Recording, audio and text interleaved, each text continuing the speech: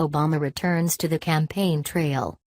First read is your briefing from Meet the Press and the NBC political unit on the day's most important political stories and why they matter. Washington. In his first public campaign appearances since leaving office, Barack Obama today stumps for two Democratic gubernatorial candidates, Phil Murphy in New Jersey and Ralph Northam in Virginia. And it will be interesting to see which issues Obama raises. Health care, probably. Iran, probably not. Gold star families, unlikely, because whatever he says will probably get attention from the current Oval Office occupant. As the New York Times writes, Obama's trips today to Newark and Richmond are about firing up African American voters. Mr. Obama's appearances on behalf of Virginia's Lieutenant Governor, Ralph S. Northam, in Richmond and the financier Philip D. Murphy in Newark, two white candidates in predominantly black cities, come as Democrats struggle to inspire African Americans to vote this year. While Mr. Murphy appears comfortably in the lead in New Jersey, the race in Virginia is close. Obama's event in New Jersey begins at 3:30 p.m. ET, with him taking the stage after that, while the Virginia campaign stop begins at 7:30 p.m. ET, with Obama likely hitting the stage in the 8 p.m. ET hour. In Virginia, Democrats enjoy nearly every advantage. Beyond the polls, there are several reasons why Democrat Ralph Northam is the favorite in the November 7th gubernatorial race in Virginia.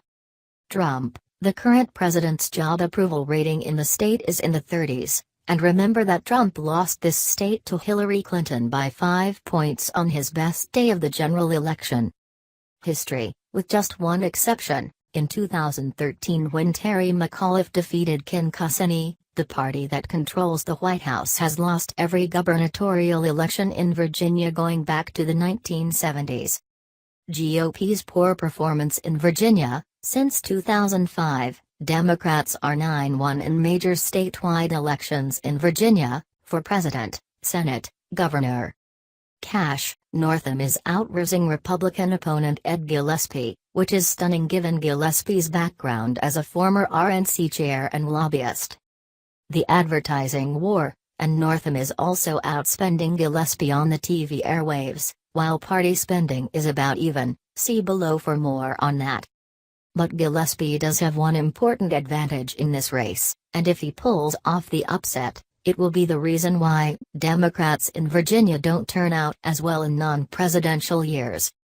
Going back to 2006, exit polls show that Democrats have enjoyed, on average, a nearly 7-point advantage in party ID in presidential years, while party ID has been close to even in non-presidential elections.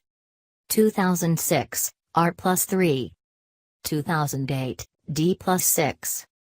2009, R+4. 2012, D+7. 2013, D+5. 2014, even. 2016, D+7.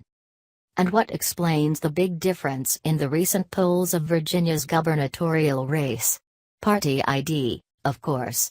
The Monmouth poll that had Gillespie up, 48% to 47%, had an R+2 sample. The Quinnipiac poll that had Northam up 14 points, 53% to 39%, was D+10. And last night's Fox poll that had Northam ahead by 7 points was D+3. The good news for Democrats is that turnout in the June primary certainly suggested that Democrats were more motivated than Republicans. More than 540,000 voters participated in the Dem primary, versus 365,000 in the GOP race. If turnout is close to that on November 7th, then Democrats will win up and down the ballot. But if it resembles what it was in 2006, 2009 or again 2014, then Gillespie is in position to pull off the upset. Trump disavows bipartisan deal to fix Obamacare. Yesterday, we asked whether Trump and the GOP would take the bipartisan deal to fix Obamacare. Well, the answer, right now, appears to be a no. NBC's Benji Sarlin, President Donald Trump disavowed a bipartisan health care agreement on Wednesday, delivering it a likely fatal blow only a day after he praised its approach and said he had personally encouraged its negotiation.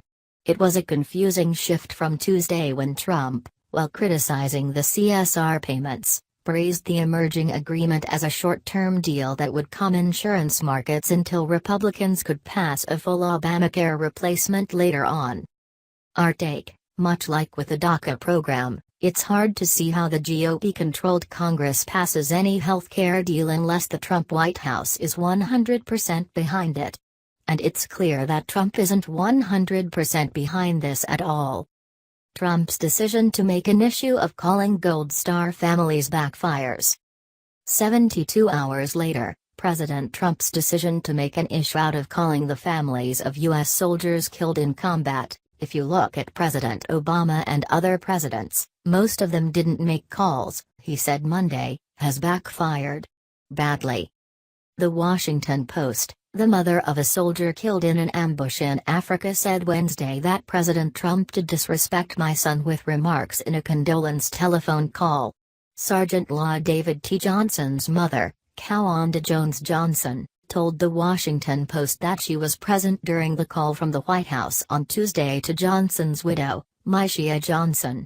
She also stood by an account of the call from Representative Frederica S. Wilson, Democrat Florida, that Trump told Myshia Johnson that her husband must have known what he signed up for. A separate Washington Post piece: President Trump, in a personal phone call to a grieving military father, offered him $25,000 and said he would direct his staff to establish an online fundraiser for the family, but neither happened, the father said.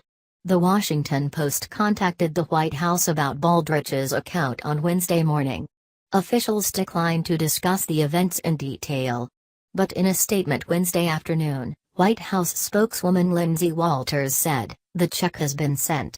It's disgusting that the media is taking something that should be recognized as a generous and sincere gesture, made privately by the president, and using it to advance the media's biased agenda."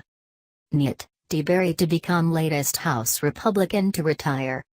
In a sign of mounting frustration among Republicans in Washington, Representative Pat DeBerry of Ohio, a senior lawmaker with close ties to his party's leaders, is expected to resign and take up an executive post with a business group in his home state, according to 3 Republicans briefed on his plans, The Times says. An abrupt departure by Mr. DeBerry, who is an influential member of the House Ways and Means Committee, would signal a deepening level of discontent among mainstream Republicans in Congress. Despite holding Congress and the White House, Republicans have so far failed to achieve long-standing policy goals like overhauling the tax code and repealing the Affordable Care Act. NBC Vertical Bar Survey Monkey Poll: 54% view North Korea as the most immediate threat to the U.S. A majority of Americans, both Republicans and Democrats, view North Korea as the most immediate threat to the United States, according to a new NBC News Vertical Bar Survey Monkey poll. The majority opinion represents a shift since July, when 41% of Americans said North Korea was the greatest immediate threat and 28% cited ISIS. Longtime DNC officials lose their posts in DNC shakeup. A shakeup is underway at the Democratic National Committee as several key longtime officials have lost their posts, exposing a still raw rift in the party and igniting anger among those in its progressive wing who see retaliation for their opposition to DNC Chairman Tom Perez, NBC's Alex Seitz-Wald reports. Those who have been pushed out include Ray Buckley, the New Hampshire Democratic chairman and longtime DNC official who ran against Perez for chair before backing Representative Keith Ellison, Democrat Minnesota, lost his spots on the Executive Committee and DNC Rules Committee. James Zogby, the president of the Arab American Institute and prominent Sanders backer, is no longer co-chair of the Resolutions Committee and is off the Executive Committee, a spot he has held since 2001. Alice Germond, the party's longtime former secretary and a vocal Ellison backer, who was removed from her at-large appointment to the DNC, and Barbara Casbar Cyperstein, the first transgender member of the DNC who supported Ellison and Buckley, was tossed from the executive committee. But for longtime DNC watchers, folks like Buckley, Zogby, and Gurmand are hardly die-hard Sanders, Ellison backers. So it's less about ideology here. Northam is narrowly outspending Gillespie in Virginia's advertising war. There's plenty of national attention on the gubernatorial race in Virginia, but the TV ad spending itself is mostly coming from the campaigns rather than top-dollar outside groups. According to ad data provided to NBC News by Advertising Analytics, a total of $24.8 million has been booked on Virginia airwaves for the race. And there's relative parity in that spending. Democratic groups have spent a total of $11.9 million, while Republicans have spent about $13 million. But the lion's share, 87%, of the ad cash is coming directly from Northam and Gillespie. Northam's campaign has put $11.3 million into the race, while Gillespie's has spent $10.4 million. The two major issue groups helping Gillespie out are Americans for Prosperity, $1.4 million, and the NRA, $1.1 million. Northam got an assist of about $560,000 from the Virginia Education Association.